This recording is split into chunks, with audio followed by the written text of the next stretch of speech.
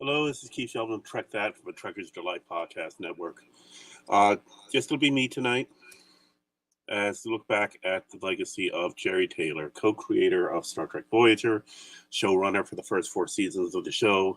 She also was the showrunner for the final season of Next Generation and wrote several episodes of Star Trek and was just a major creative force behind the scenes. She passed away this past week at age 86, and just going to look back at her legacy today. So with that, we'll go to the opening credits.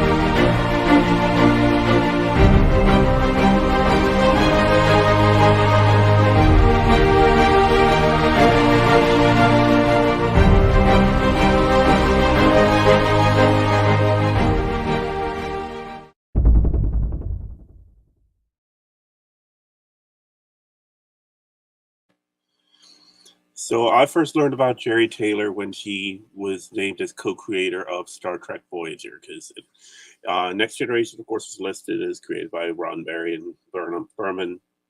On Deep Space Nine, it was Rick Berman and Michael Piller. And then Voyager, you had Rick Berman, Michael Piller, and Jeri Taylor. Now, of course, Taylor was the showrunner for those first 4 seasons. She helped create all of the main characters, the hiring of Kate Mulgrew as Captain Janeway, and just specific details such as Janeway's hometown being in Indiana, which is the same home of Jeri Taylor. She has a rich history in entertainment going back for that. You can check out her IMDb. Her writing goes back into the late 1970s. TV miniseries California Fever, Secret Empire, Little House on the Prairie. She wrote 2 episodes in 1981, an episode of The Incredible Hulk in 1982, 15 episodes of Quincy M.E. Now, Quincy M.E. was her work on that got the attention of certain people that connected her to Star Trek The Next Generation, where she joined as a writer for the 4th season in 1991. I list this right. So as you can see, starting with the first teleplay for Suddenly Human. And of course, that is episode known for you have a human boy who's been taken in by a warlike species, and the crew of the Enterprise try to win him back to humanity. Then from there, she wrote a teleplay for Final Mission. That's the Goodbye Wesley episode. The Wounded, Night Terrors, and finally The Drumhead, which was her first full written by credit on Star Trek. Coming back in season 5, teleplay for 3 episodes, Silicon Avatar, Unification Part 1, and Violations, then finally writing The Outcast in 1992. That being the infamous episode concerning a species where they had no specific genders and androgynous race. And as written, it was expected that it would be a bit more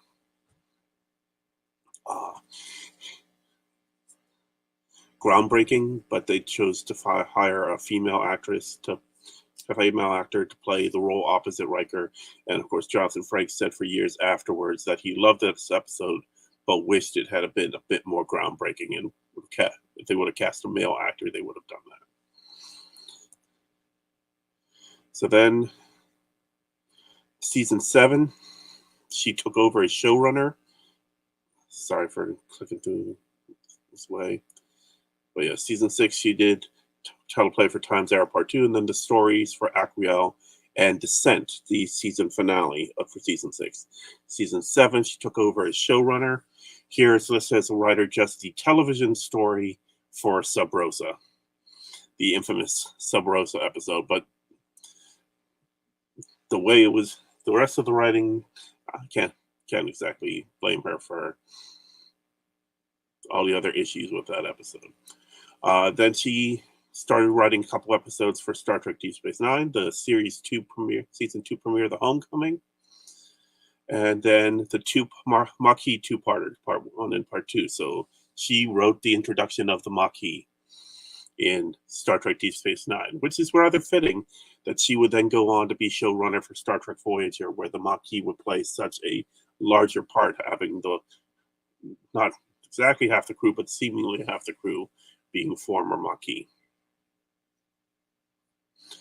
Now, we do have on IMDb, she is listed as having one upcoming credit, and that's the To the Journey, looking back at Star Trek Voyager documentary that'll be coming out next month. They released a small clip of it at New York Comic Con.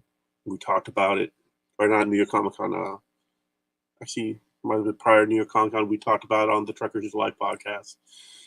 And they look to have that finished in November. Unfortunately, and Jeri won't be there to see the celebration of her work.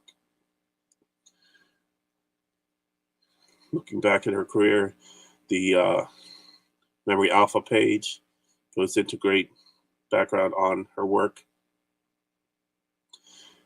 Has some wonderful pictures from the making of All Good Things, the Next Generation series finale. Set of Voyager as it lists here. It is a full 17 episodes of TNG, and that includes the producing on season 7. And then the novelization of Unification. She features in interviews on the DVDs for TNG season 4, season 5, season 7, and then Voyager season 1. And then also did interviews for E inside Voyager at the launch of Voyager, and Star Trek Voyager Inside the New Adventure. And of course, as is common in Star Trek lore, a lot of the bigger names behind the scenes also are given roles within the Star Trek verse, so that as a producer, she's listed as a vice admiral on the dedication plaque for the USS Voyager.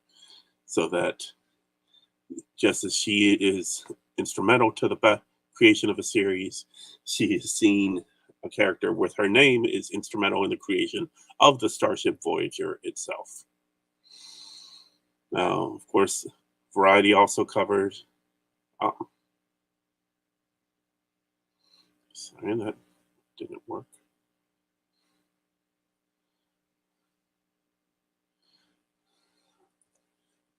I don't know why I did that right now. So here's Variety's article noting the announcement online and just various things of her background. Magnum PI. Oh yeah, she actually directed an episodes of Magnum PI, In the Heat of the Night, and Jake and the Fat Man. Yes, that was a real TV show for those under age 30. Yeah. Born Jeri Cecile Sewer on June 30th, 1938 in Evansville, Indiana. For father Robert and mother Rua. Graduated from the Indiana University and then received a master's degree from California State University, Northridge. Brandon Braga, who took over as showrunner from Jeri when she stepped down after season 4, said she was a great writer and showrunner, to me a cherished mentor. Jeri was generous with her wisdom and her time. She nurtured an entire staff of young writers, which is a testament to her patience. I would not have a career without Jeri's intricate guidance. She taught us all so much. Her memory will live on in many ways, perhaps most of all in the character of Captain Janeway, who reflected the best dimensions of Jeri herself. Jeri Taylor, we were lucky to know you. Now, I first got word of Jeri's passing from Michael Okuda, posting on Twitter/X and Facebook. The world of Star Trek lost one of its giants yesterday with the passing of Jeri Taylor. Became a supervising producer on TNG's fourth season, eventually becoming co-executive producer. Of course, the Yakutas were instrumental in developing the style of 90s Trek. So going on, he writes, along with Rick Berman and Pillar, she co-created Voyager, brought humanity and compassion to her work and to Star Trek. Her scripts include The Drumhead, which remains one of Star Trek's most powerful hours. Working for Jeri Taylor was always a delight. She always welcomed ideas and suggestions, even from designers in the art department. She was thoughtful and warm, and she always made us feel like we were an important part of her team. She will be missed.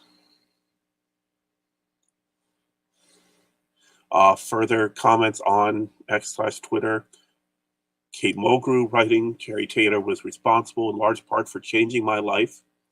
She was elegant, erudite, and fiercely opinionated. She wanted Catherine Janeway to be a significant part of her legacy. I think there's no doubt that in that endeavor she succeeded. I owe her a debt of gratitude. May she rest in peace. Robert Picardo, the Voyager's EMH. Wonderful, what a wonderful person to work with. Jeri Taylor was the beating heart of Star Trek Voyager's groundbreaking Captain Janeway character. I will miss her. My condolences to her family. Going on, Brian Fuller, who got his start writing on Star Trek on Voyager, went on to create Discovery, then leaving for other series, including Hannibal. Writes, "Oh, Captain, my Captain, farewell, Jeri Taylor, pioneering co-creator of Star Trek Voyager, my first showrunner boss, and the kindest." That's all he has for there.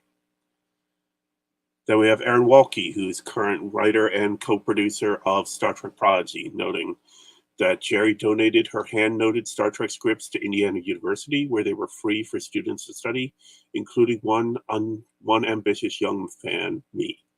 I learned to write studying her. I wouldn't be here without her. Thank you, Jeri, for everything. Rest in peace. So, of course, that's Trekker's friend of Trekker's Delight, Aaron J. Walke, sharing his remembrances. And, of course, this wonderful picture of the Catherine Janeway Memorial in Bloomington, Indiana, which is not only Janeway's hometown, but is Jeri Taylor's hometown. Finally, I have notes from Tom Antonelli, voiceover artist. I saved this one for last because of the fact he quotes one of the best lines of dialogue she wrote, and that's from The Drumhead, Captain Picard's speech at the tribunal. "You know, there are some words I've known since I was a schoolboy. With the first link, the chain is forged, the first speech censored, the first thought forbidden, the first freedom denied, chains us all irrevocably." Those words were uttered by Judge Aaron Satie as wisdom and warning. The first time any man's freedom is trodden on, we're all damaged. I fear that today.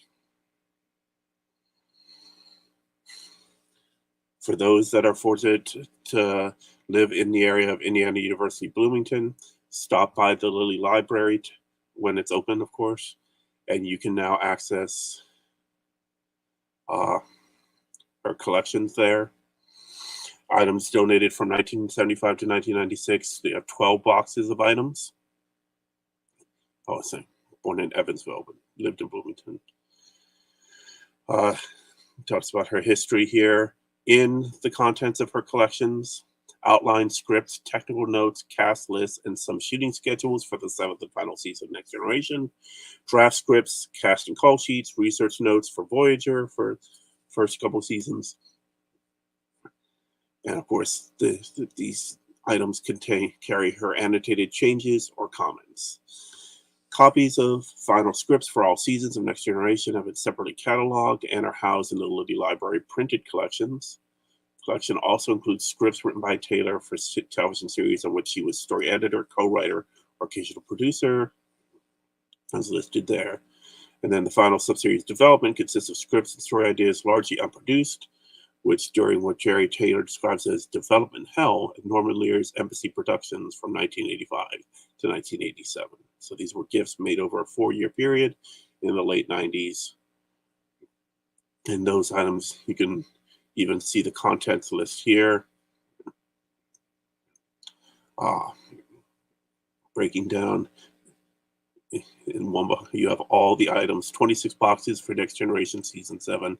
So this is for every episode here. Of course, you see Sub Rosa, which she gets the television story by credit.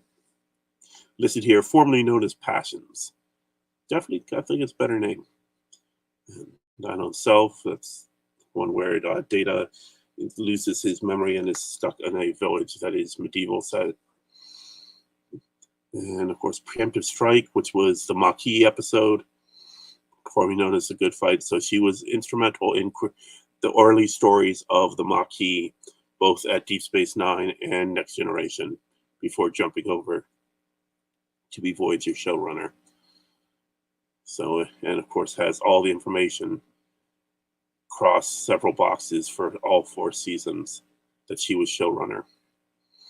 And of course, here it's listed as different names. You have some different names for some episodes. Intruder Alert does sound like a better name than Cathexis does. So just an interesting little bit of behind the scenes look. Just getting an idea of some of the original names for some of these episodes. So all of this is available at the Lilly Library at the University of Indiana, Bloomington. You can see from access here. It is open for research. Many collections housed off-site. Retrieval requires advance notice. So if you have any interest in learning about the background of not only writing for Star Trek, but being a producer, being a showrunner, according to what I've seen in the notes and remembrances, you can't ask for a better place to stop to look. And if you having watched Star Trek Prodigies, both seasons, you definitely see Taylor's touch in those, and of course guided by Aaron Walke and the other producers, writers and producers of that show. Continuing the best parts of Voyager going forward with Prodigy. I know I've been personally willing to mention my dislike for certain parts of Voyager, but when I look back at Jeri Taylor's contributions overall, the overall story is still fantastic. The characters are definitely so, and of course, to note that Janeway is Jeri Taylor pouring her heart and soul onto the page. So pay your respects as you see fit. I feel everyone should. Watch for Drumhead from Next Generation. Watch Suddenly Human for her first contribution to Trek. And then maybe do a rewatch of Voyager and get through the first 4 seasons. And just give respect to the wonderful woman that helped make all this possible. That's all I'm going to do tonight. Please feel free to leave your comments below. I didn't want to make this too involved, too laboring or anything. I'm not going to cover any advertising tonight. Just paying respects to the wonderful work of Jeri Taylor. Thank you all for watching.